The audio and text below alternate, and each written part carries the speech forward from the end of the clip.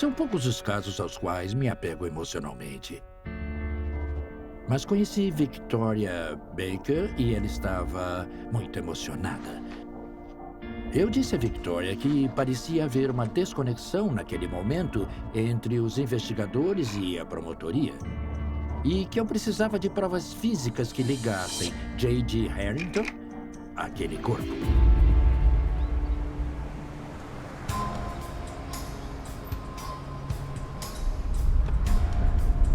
Então, continuei lendo o arquivo do caso. E pensei, tá legal, eu posso resolver isso.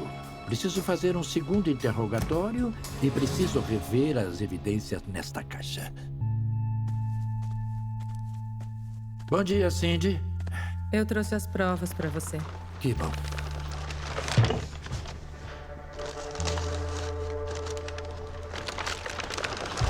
Ainda podemos sentir o cheiro depois de todos esses anos.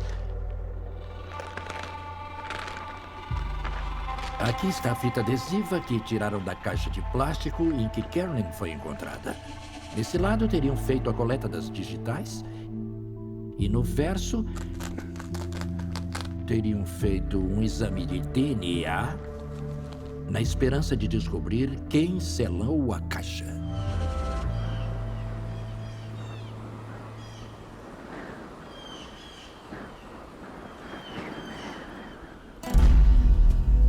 O que me preocupava na fita adesiva era a idade dela. Ela havia sido exposta ao calor e ao frio extremos do nosso clima do Colorado. E isso poderia degradar o DNA. Eu lembro que quando servi no Afeganistão, às vezes olhávamos para o lado adesivo da fita de dispositivos explosivos para descobrir quem estava criando eles. Então, queríamos saber se eles poderiam extrair o DNA do lado adesivo da fita. No início dos anos 2000, não existia DNA de toque, que seria encontrado na fita adesiva ou então na caixa. Mas anos depois, estávamos lidando com um momento tecnológico completamente diferente, com uma nova ciência forense. Mas era um grande risco, porque, veja bem, poderia não dar em nada. Após meses de trabalho meticuloso, a equipe forense conseguiu extrair com sucesso o DNA da parte adesiva da fita e a enviou para testes. 2 meses depois, os resultados chegam. O J.G. Harrington não poderia ser excluído.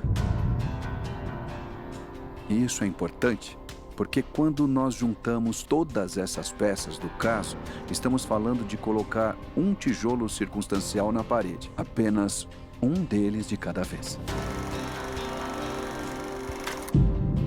Isso nos ajudou a nos sentir confiantes e levar adiante esse caso contra o J.J. Harrington e fazê-lo enfrentar as acusações no tribunal.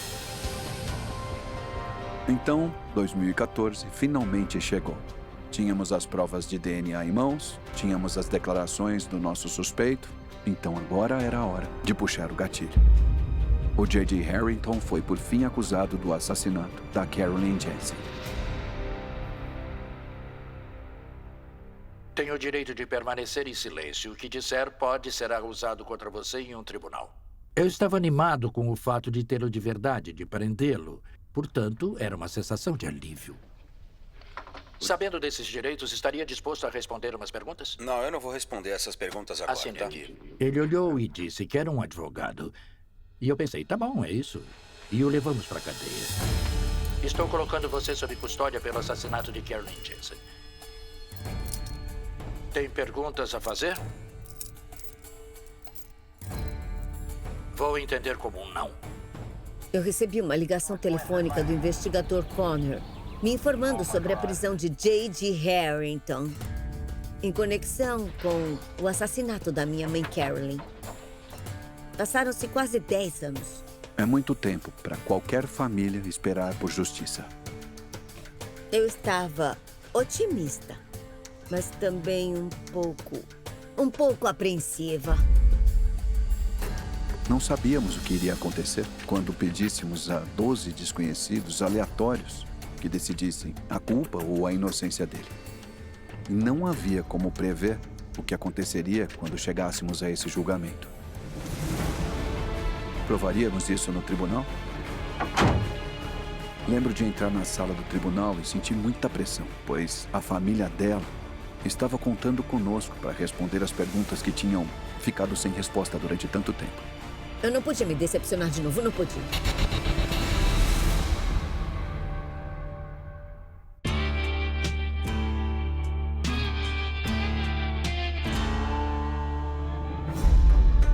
O assassinato da minha mãe estava sendo levado a sério.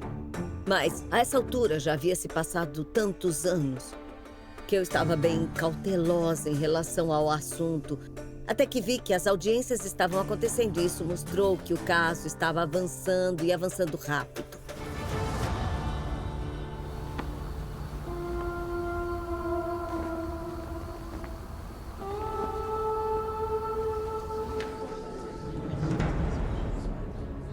Ao entrar na sala de audiências, o clima estava tenso. Eu lembro de estar sentado olhando para o J.D. Harrington e pensar comigo mesmo que eu poderia me descontrolar a qualquer momento e sentir a tensão tão forte no ar. Era nesse momento que íamos determinar se tudo que tínhamos feito até então seria recompensado. Eu tentei fazer com que o júri entendesse que levamos muitos anos para chegar até ali. Mas não por falta de tentativas, e não porque as pessoas não se importassem com a Carolyn Jensen. O J.D. Harrington era conhecido como um sujeito que se tornava bastante violento se mexessem com seu dinheiro. A história que surgiu disso é que talvez a Carolyn tivesse pego o dinheiro do aluguel e usado para alguma coisa, que não sabemos o que.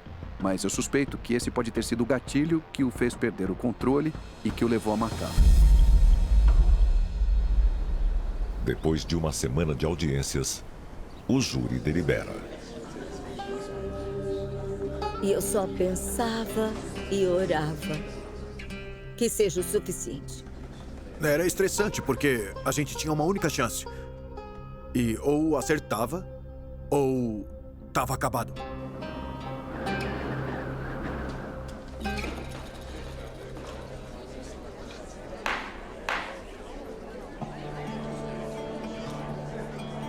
O júri condenou o J.D. Harrington pela acusação de homicídio simples pelo assassinato da Carolyn Jensen. No final, ele foi sentenciado a 25 anos de prisão. Para mim foi um sentimento de satisfação, como se eu tivesse conseguido justiça, finalmente. Graças a Deus. Finalmente justiça. Lembro de me sentir aliviada pelo fato de o veredito de culpado ter trazido justiça ao caso da minha mãe. Porém, sinceramente, não acredito que algum dia terei um desfecho.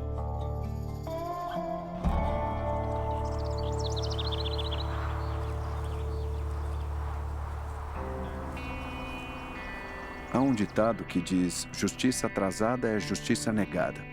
E eu não acredito nisso. Acredito que haja justiça lá no final da estrada. Mas às vezes é preciso ter muita paciência e esperança e oração para conseguir chegar lá. A minha mãe teve uma vida difícil, mas era uma mulher maravilhosa. Ela não merecia o que aconteceu. Se a minha mãe estivesse aqui hoje, ela ia saber como seus filhos se tornaram fortes